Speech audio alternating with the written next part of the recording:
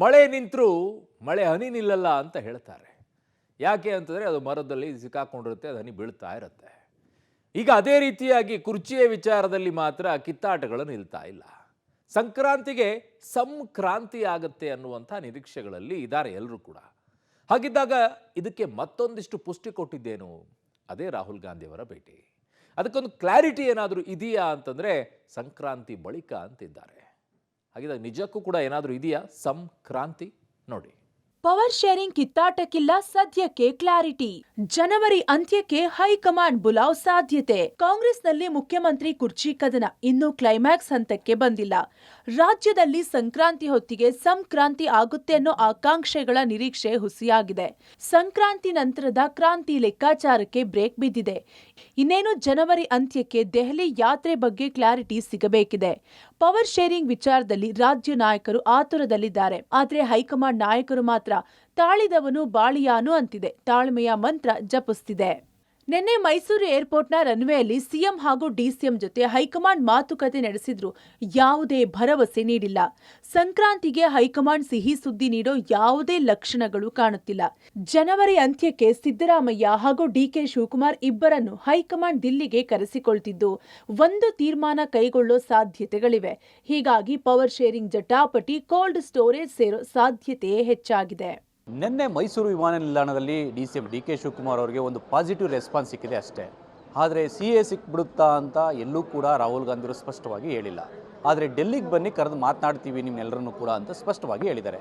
ಹಾಗಾಗಿ ಸಂಕ್ರಾಂತಿ ನಂತರವೇ ಉಪಮುಖ್ಯಮಂತ್ರಿ ಡಿ.ಕೆ. ಶಿವಕುಮಾರ್ ಅವರಿಗೆ ಸಿಗುತ್ತೆ ಅಂತ ಹೇಳೋದಕ್ಕೆ ಬರೋದಿಲ್ಲ.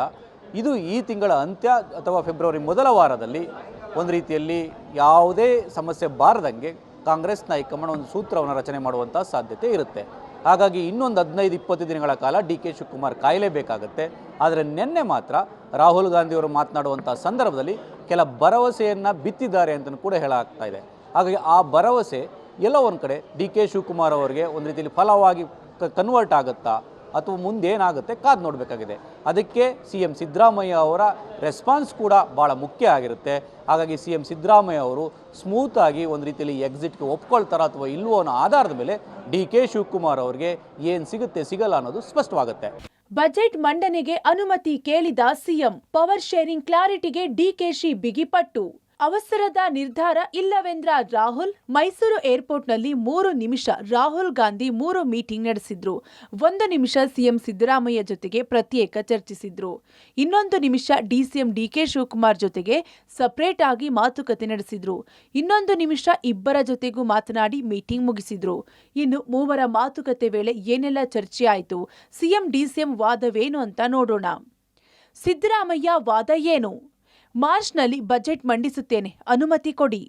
ಗೊಂದಲ ಬೇಡ, ಬಜೆಟ್ ಬಳಿಕ ತೀರ್ಮಾನ ಮಾಡಿ. ಜಿಬಿಎ ಸ್ಥಳೀಯ ಸಂಸ್ಥೆ ಚುನಾವಣೆಯತ್ತ ಗಮನ ಹರಿಸಬೇಕು. ಹೈಕಮಾಂಡ್ ಏನೇ ತೀರ್ಮಾನಿಸಿದ್ರು ನಾನು ಬದ್ಧ. ಡಿಸಿಎಂ ವಾದ ಏನು? ನಾಯಕತ್ವ ಹಂಚಿಕೆ ಸೂತ್ರದ ಬಗ್ಗೆ ತೀರ್ಮಾನಿಸಿ. ಬಜೆಟ್ ಬಳಿಕವಾದರೂ ನನಗೆ ಅಧಿಕಾರ ಕೊಡಿಸಿ. ನೀವು ಹೇಳಿದಂತೆ ಕೇಳಿದ್ದೇನೆ, ನನಗೂ ಅವಕಾಶ ಕೊಡಿ.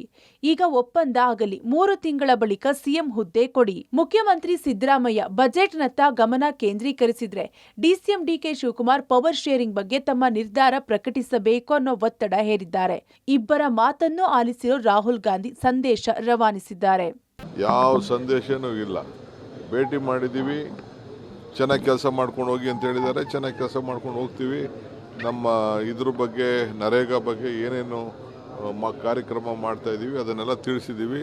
ಈ ರಾಜ್ಯದಲ್ಲಿ ಆಗ್ತಾ ಇರೋಂಥ BJP ಅವ್ರ ರಾಜಕಾರಣ ಕೂಡ ಚರ್ಚೆ ಮಾಡಿದ್ದೀವಿ.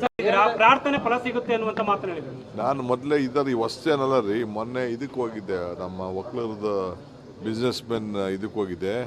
ಅವ್ರಿಗೆ ಹೇಳಿದೆ ನಾನು ಅಷ್ಟೇ, ನನ್ನ ಅನುಭವಗಳನ್ನ ಸುಮಾರು ಒಂದು 20 ನಿಮಿಷ ಮಾತಾಡಿದೆ, ಅದನ್ನು ಟ್ವೀಟ್ ಮಾಡಿದೆ. 16ನೇ ತಾರೀಕು ಡೆಲ್ಲಿಗೆ ಹೋಗ್ತಾರೆ. ರಾಹುಲ್ ಗಾಂಧಿ ಸಂದೇಶವೇನು? ಇಬ್ಬರು ಪಕ್ಷಕ್ಕಾಗಿ ದುಡಿದಿದ್ದೀರಾ. ಹೈಕಮಾಂಡ್ ಸೂಕ್ತ ಸಂದರ್ಭದಲ್ಲಿ ಸೂಕ್ತ ನಿರ್ಧಾರ ಕೈಗೊಳ್ಳಲಿದೆ. ಯಾವುದೇ ಗೊಂದಲ ಆಗದಂತೆ ನಿರ್ಧಾರ ಕೈಗೊಳ್ಳಲಾಗುವುದು. ಈ ತಿಂಗಳ ಅಂತ್ಯಕ್ಕೆ ಇಬ್ಬರನ್ನು ದೆಹಲಿಗೆ ಕರೆಸಿಕೊಳ್ಳುವುದು. ಇಬ್ಬರ ವಿಚಾರದಲ್ಲಿ ಅವಸರದ ನಿರ್ಧಾರ ಮಾಡಲ್ಲ ಅಂತ ರಾಹುಲ್ ಗಾಂಧಿ ಹೇಳಿದ್ದಾರೆ. ಪವರ್ ಶೇರಿಂಗ್ ಗೊಂದಲವನ್ನು ಸರಿಪಡಿಸುವಂತೆ CM DCM ಇಬ್ಬರು ಕೂಡ ರಾಹುಲ್ ಗಾಂಧಿ ಅವರ ಮುಂದೆ ಡಿಮ್ಯಾಂಡ್ ಮಾಡಿದ್ದಾರೆ ಅನ್ನುವಂಥದ್ದು. ಆದರೆ ಇದೆಲ್ಲದರ ಬಗ್ಗೆಯೂ ಕೂಡ ಗಮನದಲ್ಲಿ ಇದೆ. ಇಬ್ಬರು ಕೂಡ ದೆಹಲಿಗೆ ಬನ್ನಿ, ಯಾವಾಗ ಅನ್ನೋದನ್ನ ತಿಳಿಸ್ತೀವಿ ಅನ್ನುವಂಥದ್ದು. ಅಂದರೆ ಮುಂದೆ ದೆಹಲಿಯಲ್ಲಿ ಕೂತು ಮಾತನಾಡೋಣ ಅನ್ನುವಂಥ ಸಂದೇಶವನ್ನು ರಾಹುಲ್ ಗಾಂಧಿ ಅವರು CM DCM ಇಬ್ಬರಿಗೂ ಕೊಟ್ಟಿರೋ ಮಾಹಿತಿ ಕೂಡ ಕೇಳಿ ಬರ್ತಾ ಇದೆ.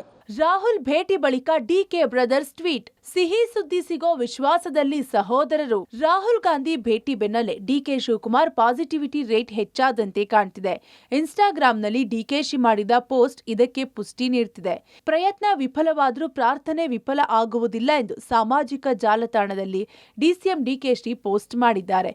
ಇನ್ನೊಂದೆಡೆ ಪ್ರಾರ್ಥನೆ ಮತ್ತು ಪ್ರಯತ್ನದಿಂದ ಯಶಸ್ಸು ಸಿಗೋ ಬಗ್ಗೆ DK ಸುರೇಶ್ ವಿಶ್ವಾಸ ವ್ಯಕ್ತಪಡಿಸಿದ್ದಾರೆ. ನಿನ್ನೆ ರಾಹುಲ್ ಗಾಂಧಿ ಅವರನ್ನ ಭೇಟಿ ಮಾಡಿದ ನಂತರ DK ಶಿವಕುಮಾರ್ ಅವರ ಸಕಾರಾತ್ಮಕತೆ ಹಾಗೂ ನಿರೀಕ್ಷೆ ಎರಡೂ ಕೂಡ ಹೆಚ್ಚಾಗಿದೆ. ಇವತ್ತು DK ಶಿವಕುಮಾರ್ ಮತ್ತು DK ಸುರೇಶ್ ಇಬ್ಬರೂ ಕೂಡ ಎಕ್ಸ್ನಲ್ಲಿ ಬ್ಯಾಕ್ ಟು ಬ್ಯಾಕ್ ಪೋಸ್ಟ್ ಮಾಡಿರುವಂಥದ್ದು ಇದು ಸೂಚಿಸ್ತಾ ಇದೆ. DK ಶಿವಕುಮಾರ್ ಅವರು ಪ್ರಯತ್ನ ವಿಫಲ ಆದರೂ ಪ್ರಾರ್ಥನೆ ವಿಫಲ ಆಗಲ್ಲ ಅನ್ನೋ ಅರ್ಥದಲ್ಲಿ ಎಕ್ಸ್ನಲ್ಲಿ ಪೋಸ್ಟ್ ಹಾಕಿದ್ದಾರೆ. DK ಸುರೇಶ್ ಅವರು ಸತತ ಪ್ರಯತ್ನದಿಂದಲೇ ಯಶಸ್ಸು ಲಭಿಸುತ್ತೆ ಅನ್ನುವಂಥದ್ದನ್ನು ಪೋಸ್ಟ್ ಮಾಡಿದ್ದಾರೆ. ಒಟ್ಟಾರೆಯಾಗಿ ಒಂದು ರೀತಿಯಲ್ಲಿ ಇವರ ನಿರೀಕ್ಷೆ ಏನಿದೆ ಅದು ಜಾಸ್ತಿ ಆಗ್ತಿದೆ, ಮುಂದೆ ಕುತೂಹಲ ಕೂಡ ಹೆಚ್ಚಳ ಮಾಡ್ತಾ ಇದೆ. ಸಂಕ್ರಾಂತಿ ನಂತರ ಎಲ್ಲವೂ ಬಗೆಹರಿಯುತ್ತಾ? ಸಿಹಿ ಸುದ್ದಿ ವಿಶ್ವಾಸದಲ್ಲಿ DCM DK ಬಣ. ಇನ್ನು ರಾಹುಲ್ ಗಾಂಧಿ ಜೊತೆ DCM DKಶಿ ಮಾತುಕತೆ ಬಳಿಕ ಫುಲ್ ಉತ್ಸಾಹದಲ್ಲಿದ್ದಾರೆ. ಸಂಕ್ರಾಂತಿ ನಂತರ ಸಿಹಿ ಸುದ್ದಿ ಸಿಗೋ ವಿಶ್ವಾಸದಲ್ಲಿ DKಶಿ ಬಣವಿದೆ. ಮತ್ತೊಂದೆಡೆ CM ಬಣವು ಎಲ್ಲ ಗೊಂದಲಗಳು ಬಗೆಹರಿಯೋ ಬಗ್ಗೆ ವಿಶ್ವಾಸದಲ್ಲಿದೆ. ಅಲ್ಲ, ಅವ್ರೇನು ಮಾತಾಡಿದ್ದಾರೆ ಅಂತೇಳಿ ನಾವು ಹೆಂಗೆ ತಿಳ್ಕೊಳ್ಳೋದು? ಅವ್ರು ಹೇಳಿದರೆ ಮಾತ್ರ ನಮ್ಗೆ ಗೊತ್ತಾಗುತ್ತೆ. ನಮಗೇನು ಹೇಳಿಲ್ಲಲ್ಲ. ಅಲ್ಲೇನು ಚರ್ಚೆ ಏನು ಮಾಡ್ದಂಗೆ ಕಾಣಲಿಲ್ಲಪ್ಪ. ಅಲ್ಲೇನೋ ಉಭಯ ಕುಶಲೋಪರಿ ಸಂಪ್ರತ, ಅಲ್ಲೇನು ಅಷ್ಟು ಬಿಟ್ಟರೆ ನನಗೆ ನಾವು ಕ್ಯಾಮರಾದಲ್ಲಿ ನೀವು ತೋರಿಸಿದ್ರಲ್ಲ, ಅಷ್ಟೇ ನೋಡಿರೋದು ನಾವು. ಸಾಕಷ್ಟು ಚರ್ಚೆ ಆಗ್ತಾ ಇದೆ. ನಡುವೆ ಬಾಂಧವ್ಯ ಇಲ್ಲ, ಒಂದು ಒಗ್ಗಟ್ಟಿಲ್ಲ ಅನ್ನೋ ಥರದಲ್ಲಿ ಬಿಂಬಿತ ಆಗ್ತಾ ಇದೆ. ಪ್ರತ್ಯೇಕವಾಗಿ ಇವರೇ ಕರ್ಕೊಂಡೋಗಿ ಮಾತನಾಡಿಸುವಂಥದ್ದು. ಅದ್ರ ಬಗ್ಗೆ ನಾನೇನು ಹೇಳಕ್ಕೆ ಬರೋದಿಲ್ಲ. No comment. ಏನೋ ಪ್ರೋಗ್ರಾಮ್ ಇತ್ತು, ಬಂದಿದ್ದಾರೆ. ನಮ್ಮ ರಾಜ್ಯಕ್ಕೆ ಬಂದಾಗ ಸಹಜವಾಗಿ CM DCM ಮಾತಾಡ್ತಿದ್ದಾರೆ. ಏನಷ್ಟೇ, ಇನ್ನೇನು ಫಾರ್ಮಾಲಿಟೀಸ್ ಅಷ್ಟೇ, ಇನ್ನೇನು ಬೇರೆ ಏನಿಲ್ಲ. ನಿಜವಾದ ವಿಚಾರ ಆಗಿದ್ದರೆ ಒಳಗಡೆ ಏರ್ಪೋರ್ಟಲ್ಲಿ ಹಾಲ್ ಇರುತ್ತೆ ಅಲ್ವಾ, ಅಲ್ಲೇ ಕೂತ್ಕೊಂಡು ವೆಯ್ಟಿಂಗ್ ಹಾಲ್ ಇರುತ್ತಲ್ಲ, ಅಲ್ಲಿ ಕೂತ್ಕೊಂಡು ಮಾತಾಡೋರು. ನಿಂತ್ಕೊಂಡೇ ಮಾತಾಡಿದ್ರೆ ಜಸ್ಟ್ ಕ್ಯಾಶುಯಲ್ ಅಂತ ನಾವು ಅರ್ಥ ಮಾಡ್ತೀವಿ. ನಿನ್ನೆ ಏನು ಮಾತುಕತೆ ಇಲ್ಲ, ಡೆಲ್ಲಿಗೆ ಬನ್ನಿ ಮಾತಾಡೋಣ ಅಂತ ತಂದಿದ್ದಾರೆ. ಇಮಿಡಿಯೇಟಾಗಿ ನಾವು ಮೀಟ್ ಮಾಡಬೇಕು ಅಂತ DK ಅವ್ರು ಕೇಳಿದಾಗ ಆಯಿತು, you please come to Delhi ಅಂದರು. ಸಿದ್ದರಾಮಯ್ಯ ಅವರು ಕೂಡ ಸಪ್ರೇಟಾಗಿ ಕರೆದು ಮಾತಾಡಿ, Siddaramaiah ji please come to Delhi, will sit and discuss. ಯಾವಾಗ ಡೆಲ್ಲಿಗೆ ಹೋಗ್ಬೋದು ಸರ್? ಯಾವಾಗ ಅಂದರೆ ಅವ್ರು ಯಾವಾಗ ಹೇಳ್ತಾರೋ ಗೊತ್ತಿಲ್ಲ. ಸಂಕ್ರಾಂತಿ ಕಳೆದ ಮೇಲೆ ಮೋಸ್ಟ್ಲಿ ಡೇಟ್ ಫಿಕ್ಸ್ ಆಗ್ಬೋದು. ಅವಾಗ ಇಬ್ಬರು ಹೋಗಿ ಡಿಸ್ಕಸ್ ಮಾಡಿ ಪ್ರಾಬ್ಲಮ್ನ ಸಾಲ್ವ್ ಮಾಡ್ಕೊಂಡು ಬರ್ತಾರೆ. ಭೇಟಿ ಮಾಡಿದರೆ ಕರ್ನಾಟಕ ರಾಜ್ಯದ ಬಗ್ಗೆ ಯಾವ ರೀತಿ ಅಭಿವೃದ್ಧಿಗಳನ್ನು ಮುಂದೆ ತೆಗೆದುಕೊಂಡು ಹೋಗ್ತೀನಿ ಅಂತ ಹೇಳಿರ್ತಾರೆ. ಪಕ್ಷದ ಸಂಘಟನೆ ಬಗ್ಗೆ ಮಾತಾಡಿರ್ತಾರೆ ಅಂತ ಅಂದ್ಕೊಂಡಿರ್ತೀವಿ. ಹಾಗೆ ಅವ್ರವ್ರದ್ದು ನಡೆಯುವಂಥ ಮಾತುಗಳು ಅದನ್ನು ಸಾಹೇಬ್ರನ್ನೇ ಕೇಳಬೇಕು. ಸಿಹಿ ಸುದ್ದಿ ಅಂತೂ ಸಿಗುತ್ತೆ ಅಂತ ನಾನು ಭಾವಿಸ್ತೇನೆ. ಪ್ರತಿ ಸಂಕ್ರಾಂತಿಯಲ್ಲಿ ಒಳ್ಳೆಯ ಸುದ್ದಿಗಳು ಬರ್ತಾ ಇರುತ್ತೆ. ಸೊ ಹಾಗಾಗಿ ಕಾಂಗ್ರೆಸ್ ಪಕ್ಷಕ್ಕೆ ಸಿಹಿ ಸುದ್ದಿ ಬರುತ್ತೆ ಅಂತ ಅನ್ಕೋತೀನಿ. ಕಾಂಗ್ರೆಸ್ ಪಕ್ಷಕ್ಕೆ, ಕಾರ್ಯಕರ್ತರುಗಳಿಗೆ, ಶಾಸಕರಿಗೆ, ಸರ್ಕಾರಕ್ಕೆ ಎಲ್ಲದಕ್ಕೂ ಒಳ್ಳೆಯ ಸುದ್ದಿ ಬರುತ್ತೆ. ಒಟ್ನಲ್ಲಿ ಕಾಂಗ್ರೆಸ್ ಕುರ್ಚಿ ಕದನ ಕ್ಲೈಮ್ಯಾಕ್ಸ್ ಹಂತ ತಲುಪಿದೆ. ತಿಂಗಳಾಂತ್ಯಕ್ಕೆ ಯಾರಿಗೆ ಸಿಹಿ ಯಾರಿಗೆ ಕಹಿ ಅನ್ನೋದು ನಿರ್ಧಾರವಾಗಲಿದೆ. Bureau report, public TV.